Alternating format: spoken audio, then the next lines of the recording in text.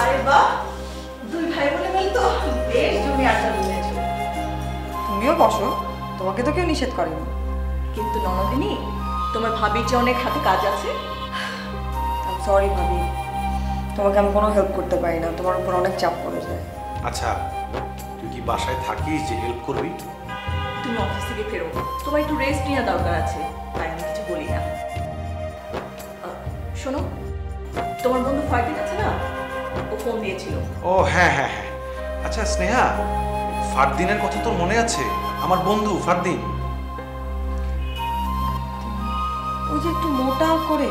হ্যাঁ হ্যাঁ, ওর কথাই বলছিলাম। কি হয়েছে ওনার? না, ওর কিছু হয় নাই, মানে ওর এক কাজিনের কথা বলছিল আর কি, নাম শাহরিয়ার। তো আমাকে কেন বলছো? শাহরিয়ার খুব ভালো ছিল, চিটংয়ে বিজনেস করে। দেখতে শুনতে বেশ ভালো, হ্যান্ডসাম, বল ফিগার। তো এই সমস্ত কথা তোমরা আমাকে কেন বলছো? মানে কি আরো লম্বা হতে চায়, আরো হ্যান্ডসাম হতে চায়, এই জন্য আপনার টিপস লাগবে?